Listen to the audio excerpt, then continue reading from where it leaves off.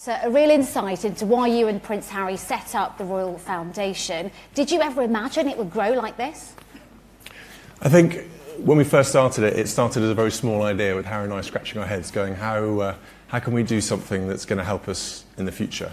How are we going to build something that's going to provide almost a vehicle to allow us to impact in charitable areas? Because it was quite difficult at the time. Harry and I used to go to a lot of engagements and see these incredible charities doing really great work, but felt that we could give more, and how could we do that?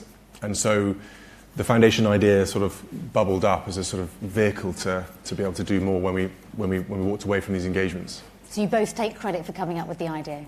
Totally. Are there any particular moments that stand out for you or people you've met along the way? I think, for me, I think probably United for Wildlife was quite a big moment for me, where I realised the convening power of what we could do. I think getting 7 leading global conservation NGOs and charities together in one room and getting them to unite behind one particular focus, I thought that was when I realised that actually maybe this had got some legs, this has got some real ability to do something.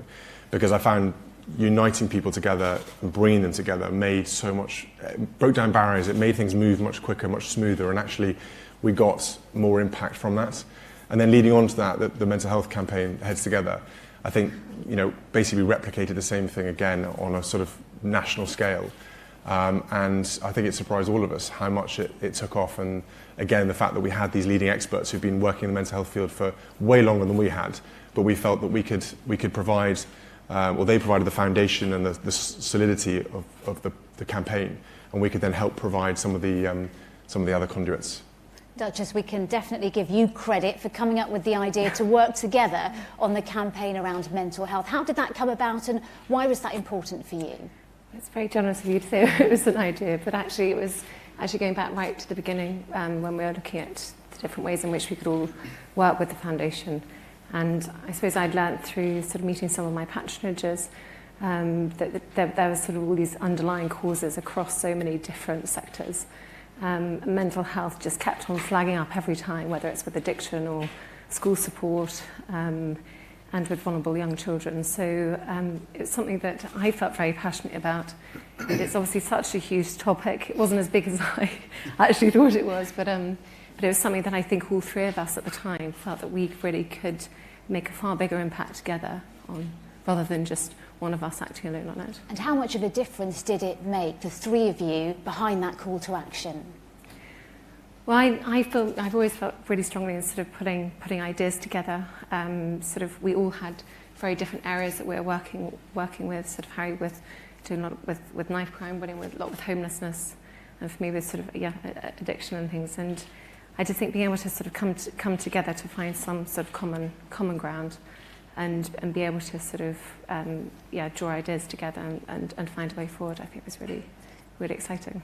Meghan, you are new to the foundation, but you have lots of experience working with charities, especially grassroots organisations. It would be interesting to find out, first of all, your impressions of the Royal Foundation so far and what you're hoping to do. Don't be too critical. Yeah, no, of course. Well, obviously it's incredibly exciting, and yes, I think for me it's been a very long time working on cause-driven work, specifically with women and girls' rights, but to see the model of the foundation is really interesting, because while I've worked with larger NGOs, I've also worked with really small grassroots organizations where you can see a higher level of impact, in my opinion, because there's a lot less red tape. What you're seeing here, and what I noticed with Heads Together from a global perspective, because I wasn't here obviously when it was happening, was the power of convening all of these smaller organizations who have the same issue but need that extra push and support. Under this umbrella, you're able to achieve that, and the impact they all made with Heads Together was tremendous. So I'm very excited to be able to work on initiatives similarly and that can have that same sort of impact globally. And it's great that you are now able to work together. That's exciting, on things that you are passionate about. How do you think, Prince Harry, you can make the most impact through your work with the foundation going forward?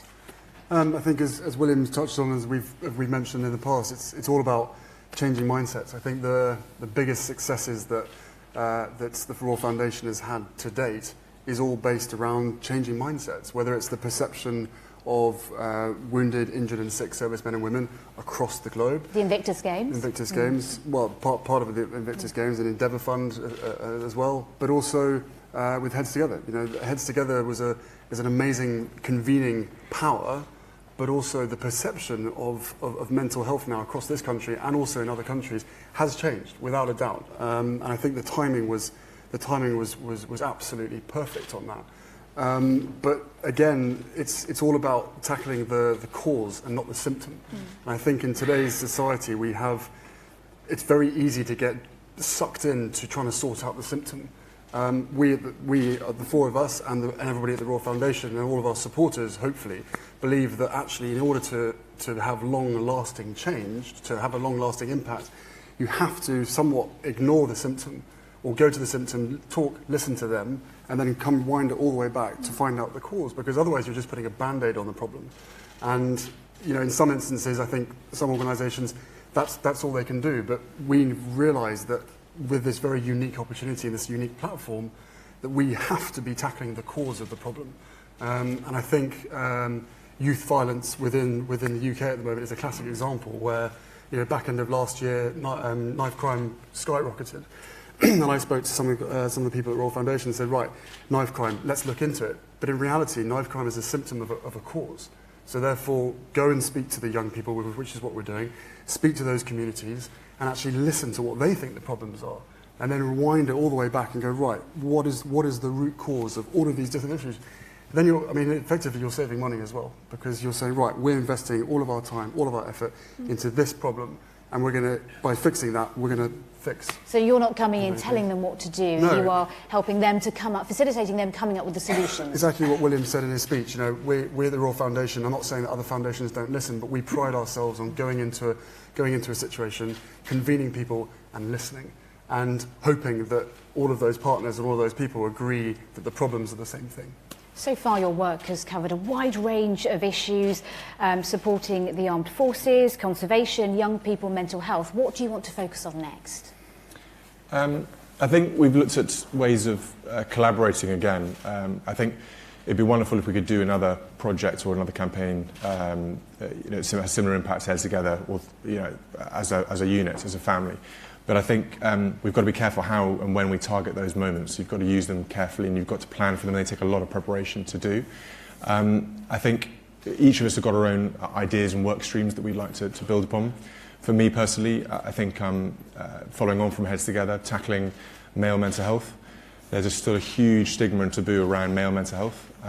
Suicide, for instance, among young men is still one of the biggest killers in the country. Some of the statistics that came out from Heads Together was that we managed to create 800,000 new conversations amongst men on mental health, which we thought was really good. And the other interesting fact as well was that only 2% of people at work go to HR to talk about mental health. 2%. So that shows that work is one of the most stressful places that we go to every day, and the fact is that people aren't feeling like they can go to work and actually speak to those people who, in theory, know the system and know what the environment you're working in, and that we've got to really do something about mental health in the workplace as well. So I think on that side of things, there's quite a lot to do there. I'm still very keen on working with Unite for Wildlife on the conservation. The illegal wildlife trade's got a big year. We've got the last conference coming up in London in October, and I'm hoping we get senior representation from around the world to come to that. Cyberbullying is another area. Recently we got a bit of traction with social media companies, and the internet companies came together under the task force, which the Royal Foundation helped put together, to try and bring everyone together to fix what is a growing problem, which is obviously cyberbullying and online activity, basically keeping children safe online. So I think those are the sort of key areas I'm really working on. And one of the big things that we've discussed as well, which we'd really love to, and obviously it's sort of pie in the sky theory at the moment, it's kind of ambitious, but we like to be ambitious, very ambitious, is the idea of a big tackling or linking into all the big foundations in the world. So as I was saying in my speech, there's a lot of foundations out there with an incredible amount of money and an incredible amount of ability to move things forwards. But I think what we can bring as the Royal Foundation is that convening effort. And I think if you put some of the big foundations in the world together, along with our convening power of the Royal Foundation, and if we focus on certain big issues, hopefully global, I think we can make a really big difference. So no, I'm really excited about the future in that sense. And Duchess, what are you most excited about when it comes to the future of your work with the foundation? There's sort of lots that I think I'm hugely excited about with the foundation, from the foundation's perspective.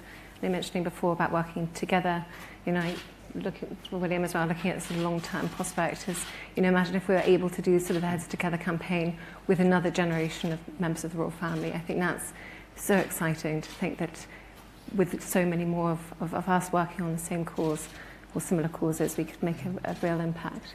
I also, for me personally, I'm really interested in keeping going with this sort of the mental health element, and really focusing on sort of the early years, early intervention, looking at how early can we go back really to support the next generation to help break the cycle, and looking at how to support parents and families, bring up the next generation of sort of mentally sort of happy and well children, but also helping them have the tools as well to cope with the challenges of modern day family and parenthood. And how does your own personal experience feed into that? Because I know those issues that you mentioned, early intervention, coping with parenthood, supporting the next generation of mothers, are issues that are very close to your heart. Absolutely, and I've learned a huge amount from, firstly, the patriots that I've worked with, but also some of the amazing experts that I've met along the way. And, you know, you can't help but reflect on then your own life, and it's definitely had an impact on how sort of I look at how I mother, how we work as a family, and, you know, how we hope to bring up our children.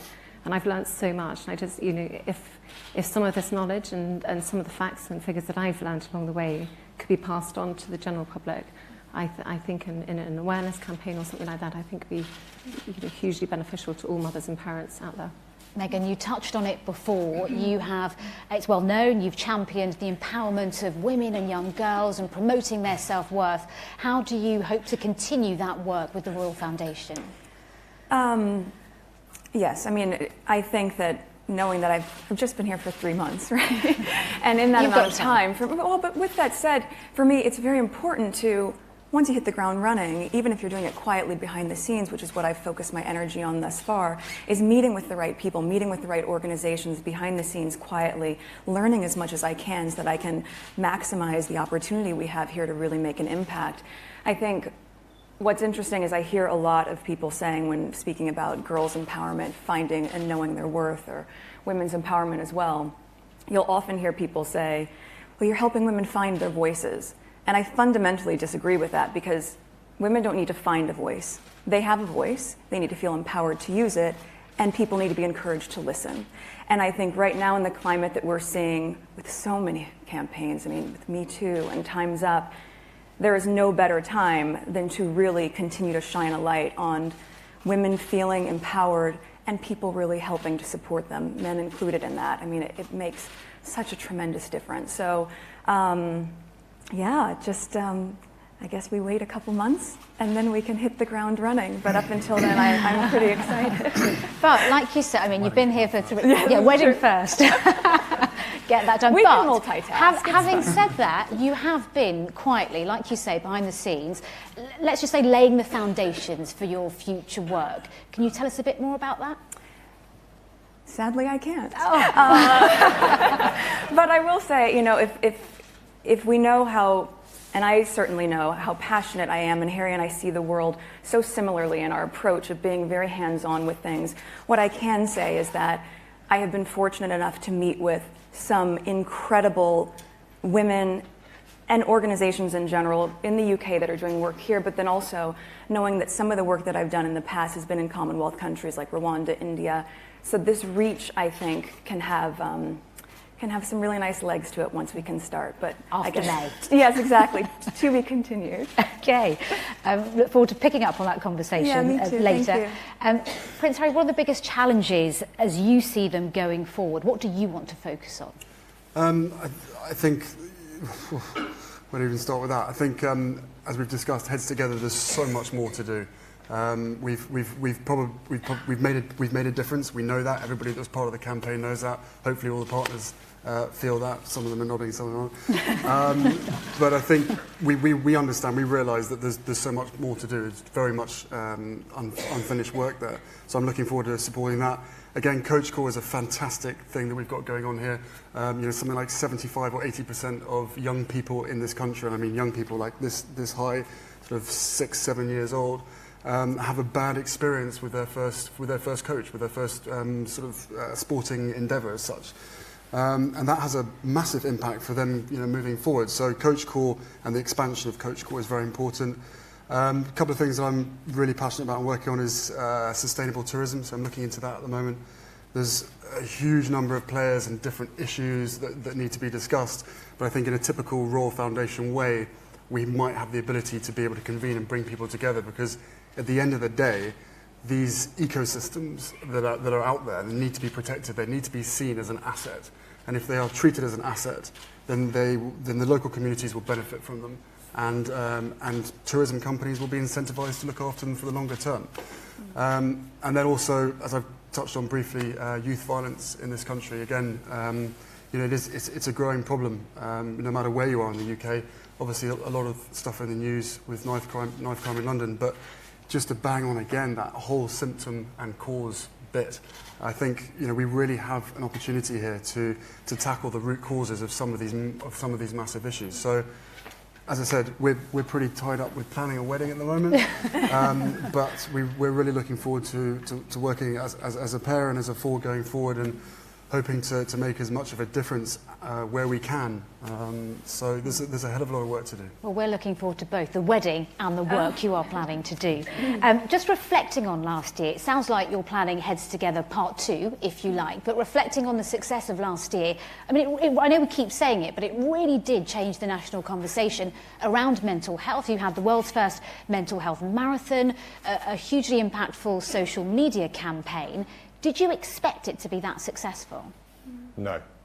As an answer. It was organised on the back of a fag packet. Well, yeah. Good to know. It was. I think, as alluded to earlier, Catherine was the one who joined the dots together for all of us. She was the one who came up with the idea and the concept, as it were, because Harry and I had never thought about doing a campaign as such before. And when you tackle mental health, it was very difficult to know where to start. It's such a big issue, and it's so entrenched in society, in a negative way, sadly, that we weren't quite sure how we would do it and how long it would take. So after a number of conversations, doing a campaign was seen as the quickest and most effective way to make a difference and make an impact relatively early. And we went through the whole cycle of how do you start with mental health? Do you still call it mental health? And all the leading charities, again, the experts helped us try and be more coherent in what our campaign was going to be. And it was a unanimous voice, really, that tackling the taboo, tackling the stigma could be the biggest thing that we could do that would help them with their work and allow their particular individual charities to rise out of the stigma. And I think we were surprised by how quickly that went. But also having that focus of the marathon, we can't thank the marathon enough for accepting the mental health marathon last year. It was fantastic. It gave us a focus point. It gave us something to drive the campaign towards. And then to see all the runners in their headbands was quite something, even if we had to wear them ourselves at one point. But it was worth it to see that relief. And actually, during the mental health campaign, and I know Rian, I know she's here somewhere, and she's going to hate the fact that I pointed her out. But people like Rian, who spoke on the mental health marathon, she ran the marathon for mental health, along with many other amazing people who had very, very sad times happen to them, or very, very difficult testing times. I was completely and utterly blown away, and actually it makes me incredibly proud when someone like Rian comes along and shares her story, shares what happened to her, and really gave us the motivation and the impact ourselves to see that this was really important work, and that we have to keep promoting that, we have to keep pushing that. But we couldn't have done it without people like Rian and all those in the mental health campaign and the marathon itself. Meghan, what did you make of it watching from afar? I think probably the same sentiment that most people had. Obviously happening here, the stigmatization surrounding mental health is different and unique in every territory. But I was in Canada at the time, and I just remember how much news coverage it was getting. And just in that alone, it was getting such a conversation point happening amongst people. And I think, again, to the point that they've all touched on earlier, it was because of that togetherness, because you had so many different organizations under this umbrella, and each of them is shining this spotlight on it. So I think in North America, at least from that standpoint, I remember it being a very large point of conversation, and I would imagine in other countries as well. It made such a huge impact. It was very impressive to watch from afar. And I have to ask you, all the work you do together is great, but working together as family, do you ever have disagreements about things? Oh, yes. Healthy disagreement. Okay, the last thing you disagreed on, how do you resolve it? I can't remember, they come so thick and fast. Is it resolved? We don't know. Oh, we don't know. Well, you're putting on a great show if it's not. No, but it's really, I think it's really good that we've got, four different personalities, and we've all got that same passion to want to make a difference, but different opinions, and I think those opinions work really, really well. Working as family does have its challenges, of course it does. Everybody here, the fact that everyone's laughing means that everybody knows exactly what it's like. But look, we're stuck together for the rest of our lives, so. This is true. Togetherness at its Togetherness, finest, really. yeah. And actually, going to your point as well, actually initially, can you remember the sort of big round tables with the charity partners?